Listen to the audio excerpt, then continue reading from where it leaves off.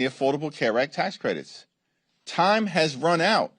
Democrats have been pressing our Republican colleagues for months to deal with the health care crisis that they have created. And in a matter of just a few weeks, tens of millions of Americans who live in every single state across this country are about to experience dramatically increased health care costs. In some instances, premiums are going to increase by $1,000 or $2,000 per month. How is that acceptable in the United States of America, the wealthiest country in the history of the world? That because of congressional inaction, people are going to go bankrupt medically or will be unable to see a doctor when they need one, when their families need one, or when their children need one. House Democrats are going to continue to press our case. 214 Democrats, every single House Democrat, supports legislation to extend the Affordable Care Act tax credits and has signed a discharge petition to force an up or down vote. All we need are 4 House Republicans, just 4. There are 219. All we need are 4 to join us. Keep your word to the American people that you are not going to let the Affordable Care Act tax credits expire. Questions? What are you hoping to get sort of information from this Gang of 8 briefing? What do you hope to share? And just follow up to that, there's a provision in the NDAA that restricts some of the Pentagon travel budget if the video of that double tap strike is not released. Do you think that is an appropriate leverage point to try to force the hand of the Secretary? The full video of the double tap strike should be released to the American people so that the American people have an opportunity to determine for themselves whether that strike killing people who was shipwrecked and by all accounts were not presenting any threat to American military personnel, whether that kind of seemingly extrajudicial killing is consistent with American values. If Pete Hegseth and the administration think that their actions are justifiable, what are they hiding from the American people? Release the video. Thanks, Leader Jeffries. Outside of health care, what would Democrats do differently from Republicans in an effort to lower prices? Well, here's what we should do. We need to get rid of the Trump tariffs. And we cannot be confident that the Supreme Court will actually follow the law, because rarely during the Trump presidency have they done that.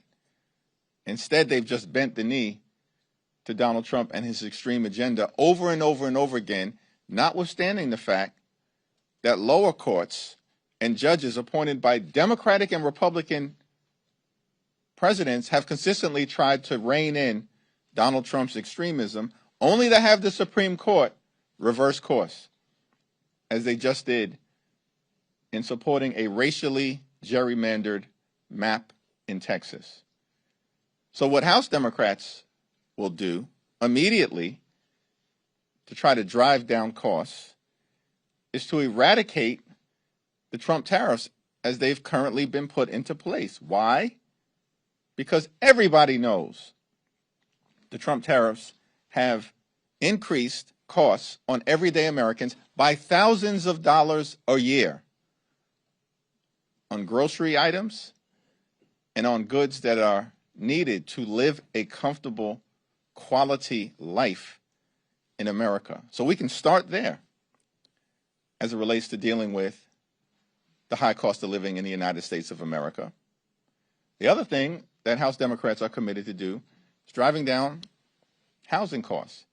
There's not a single thing that House Republicans or Senate Republicans or Donald Trump and his administration have done to address the housing crisis in the United States of America. We're almost at the end of the year. And the most significant expense that the American people have to deal with on a month-to-month basis is their housing costs, either their mortgage, home insurance, or their rent. And Donald Trump can't see fit to do a thing about it? House Republicans have done nothing to lower housing costs when the overwhelming majority of the American people know that housing costs are out of control in this country? And Donald Trump, the so-called builder, the so-called developer, nothing from him to actually make housing more affordable in the United States of America? So there are a lot of things that can be done better, but Republicans don't have the will to do it. That's the problem. They just don't have the will to do it because they'd rather reward their billionaire donors with massive tax breaks, just like what they did in the One Big Ugly Bill. Leader Jeffries. Michael? Thank you, Mr. Leader. I want to ask about the AI commission that you announced this morning. Over the last couple of years, there have been several bipartisan task forces. There have been reports on AI. I'm curious first, what makes this different than the other previous commission's task forces reports on AI? And also, I spoke to a few, experts and scholars and academics about AI, and some of them are concerned that AI is going to follow the same road as social media, that Congress is still grappling with trying to figure out how to regulate social media 15, 20 years down the road and have yet to do so meaningfully. We're years into AI, and there hasn't been any meaningful legislation passed into law. Do you share that concern? Is there a sense of urgency in Congress on the House Democratic side to actually get some legislation passed into law beyond these reports and task forces and commissions? Well, artificial intelligence is a transformative technology that has the potential for so much incredible good, particularly as it relates to medical breakthroughs and providing high-quality academic and educational excellence to people who live in communities that have historically been under-resourced for decades. We want to make sure that America can continue to lead in the growth and development of artificial intelligence related to our companies, as opposed to the Chinese being able to dominate this space. But at the same period of time, of course, it's important to figure out what are the appropriate policies that can be put into place by the Congress to make sure that there's a uniform set of standards across the country and that prevent bad actors from entering into the AI space and enabling them to do harm to the American people, something that no one should want to see. And so the House Democratic Commission on Artificial Intelligence and the Innovation Economy is going to engage in a thoughtful exploration so we can develop a set of policies in consultation with stakeholders all across the country, including experts within the industry space, because House Republicans have decided to abdicate their responsibility. We had a bipartisan task force that produced a very forward-looking report at the end of the last Congress. But Mike Johnson has decided to do nothing to actually re-engage. And so time is up. The year has ended. There's no interest from the other side of the aisle in actually doing something meaningful in this space, engaging meaningfully with experts and academics and stakeholders all across the country so we can do something thoughtful. And that's why we've decided to launch this commission, led, of course, by Ted Lieu, Josh Gottheimer, Valerie Foushee, and, of course, as ex officio members, Zoe Lofgren and Frank Pallone. Mr. Leader. Thanks. Which one? You. One of the most outspoken members of your caucus. But with that voice, I hope you have a very thoughtful question. Yes, very thoughtful. One of the most outspoken members of your caucus, Jasmine Crockett, announced a run for Senate on Monday. I'm curious what you make of that. I haven't talked to Jasmine this week when she made the final decision to move forward, but she's an incredibly talented individual, a hard worker, and a fighter, and she's going to be a very formidable candidate. Thanks. Second round. Another question on AI, actually. President Trump has indicated that this week he's going to sign an executive order to sort of restrict states' abilities to regulate AI. Republicans in Congress tried to do a version of this over the summer with the reconciliation bill. The NDAA recently was talked about. I'm curious, just broadly, what you think of that idea. Do you think it's appropriate to try to preempt state-level AI laws in the absence of a more comprehensive federal framework? Well, the Donald Trump my way or the highway approach on all the things, including artificial intelligence, is not in the best interest of the American people, and it's not even clear that he's got the lawful authority to do it. And of course, that's been the case over and over and over again. But Republicans bend the knee to Donald Trump. They just function in a cult-like fashion. And so as a result, what we've seen is Congress, in so many different areas, has advocated its responsibility to actually serve as a separate and co-equal branch of government. And instead, what Republicans do is that they just function as a reckless rubber stamp for Donald Trump's extreme agenda over and over and over again. And so in this particular area, artificial intelligence, with its transformative potential to really bring a lot of societal good to the American people, while at the same period of time, Congress having a responsibility to make sure that we can prevent bad actors from harming everyday Americans, we need Congress in the game.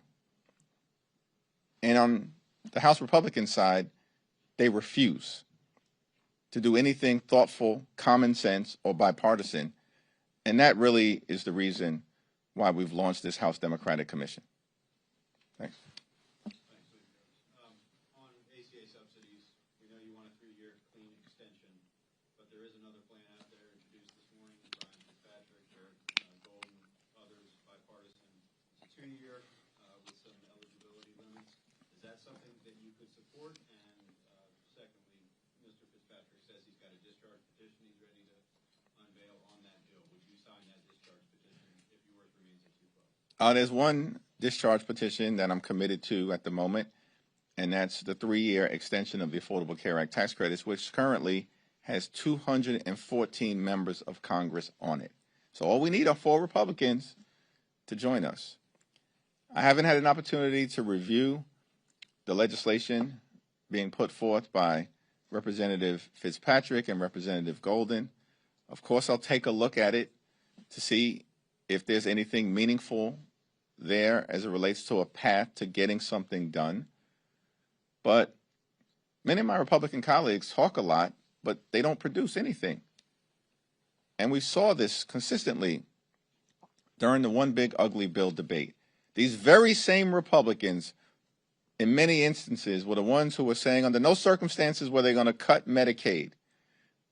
And then almost every single one of them, the exception of Representative Fitzpatrick and Representative Massey, every single one of them, other than those two, voted to enact the largest cut to Medicaid in American history.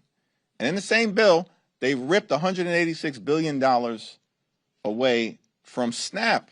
These people literally stole food from the mouths of hungry children, seniors, and veterans, and all of this was done so they can enact massive tax breaks for their billionaire donors. And then they made those permanent. And now here we are, clock is ticking, in December, Affordable Care Act tax credits expire on the 31st at the end of the month, and bills are still being introduced now? Listen, the most meaningful path forward, clearly, is for just a handful of Republicans to join us in the House and for just a handful of Senate Republicans to vote in the next day or so on the bill that will be on the Senate floor that will extend the Affordable Care Act tax credit, so that tens of millions of people, including in dozens of Republican-controlled states, don't have their health care snatched away from them because it becomes unaffordable. Thank you, Mr. Leader. 2 quick questions. One, as Democrats look to retake the majority in both chambers, are you planning to make an endorsement in the Texas Senate race? And 2, yesterday, Congresswoman Crockett said that she won't need to win all the Trump voters in order to win the Texas Senate race. And given that state is dominantly red, would you say that it's vital that any candidate projects their message across the board to every single voter in order to win the state? Well, I think I'm obviously focused on the House, not the Senate, and we're only 3 seats short of taking back the majority, and we are going to take the majority back in the next Congress. The Republicans have been a disaster. They're totally on the run. They failed the American people. The cost of living is out of control. Democrats are the only group of people in this town and across the country actually interested in dealing with the affordability crisis. That's where our focus will continue to be. Donald Trump and Republicans don't even think that there is an affordability crisis. I mean, Donald Trump had the nerve to call it a hoax and a scam. Think about that. This guy just regularly lies to the American people. The same person who ran on affordability last year when he was trying to convince the American people to vote for him, and even said, along with Republicans, that they were going to lower the cost of living on day one, now says there is no affordability crisis. To me, that's what the American people are concerned about. Which party is actually committed to making their life better? That would be us, Democrats, as demonstrated last month in the off-year elections all across the country, which is why Democrats decisively won up and down the ballot. In terms of what's happening in Texas in the Senate race, before anyone gets to the general election, obviously there's going to be a competitive primary. And so we'll see what happens during the first Tuesday in March. Do you think any endorsement from you might add fuel to that fire and help get a win? We're still in the process of working through the House battlefield. So I've got no visibility into what we might do at any point into the future relative to the Senate. At the moment, we'll leave that to Chuck Schumer and the crew over there. You got it. You? Yeah. We'll go you, and then we'll go to you. How's that work? If Republicans try to pass the NDAA on suspension, will Democrats provide enough votes for that to pass, and how will you vote? Well, that's still going to be evaluated. We have a leadership meeting today at 5:15. Then we have a steering and policy meeting where we'll have that discussion at 6. And then we'll have a caucus meeting tomorrow where we'll hear a presentation about the NDAA as well as differing perspectives that might exist as to whether the bill has gone far enough at this particular moment to merit overwhelming support from the House Democratic Caucus. That remains to be seen. I want to ask about Congressman Henry Cuellar. Now that he's been pardoned by President Trump, do you think it's appropriate for him to be brought back into the fold, to be given his appropriations title back? It's my expectation, consistent with the rule that exists relative to this very issue, and as has been the case in past practice, that he would be restored to the ranking member subcommittee position that he's previously held. And it's my understanding that the Appropriations Committee on the Democratic side will be meeting to take that business up in short order. Congressman Luna last night accused you of blocking her stock ban discharge petition. She said that you're stonewalling. Any comment or reaction to that? Here's the interesting thing. I've never had a conversation with her. Know nothing about her commitment to this issue. And if she wants to lay out a path forward on this stock ban issue where she parachuted in to the middle of it, she has not been part of the bipartisan conversations that have been ongoing, led on our side by Seth Magaziner, Representative Ocasio-Cortez, and Representative Pramila Jayapal, along with Joe Morelli, has not been part of those conversations. They've been led by Chip Roy. She parachutes into this situation. Nobody fully understands her intention. She's had zero conversation, as far as I can tell, with any of us. And so she's just shooting off at the mouth, as she always does. She's undermining her own credibility and position. If she wants to have a conversation, find me on the floor. It's Democrats who are actually serious about enacting a congressional stock ban.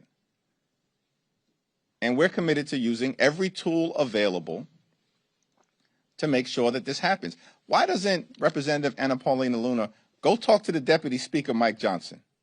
He's the one that a few days ago said her discharge petition was dead on arrival.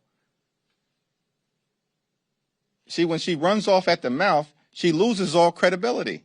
Talk to your own team. We're committed to this effort on the House Democratic side. And as a matter of fact, if she's interested in dealing with corruption, do something about the active ongoing crime scene coming out of 1600 Pennsylvania Avenue.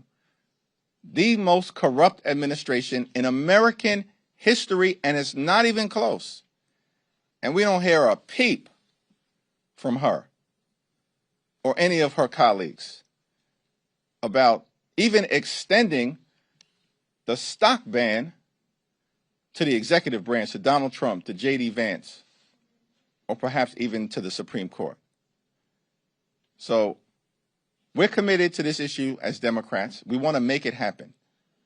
The only open question about whether we're going to move forward and deal with this aspect of cleaning up corruption in this town, a congressional stock ban, is whether Republicans have the will to partner with us in a bipartisan way. Thank you, everyone.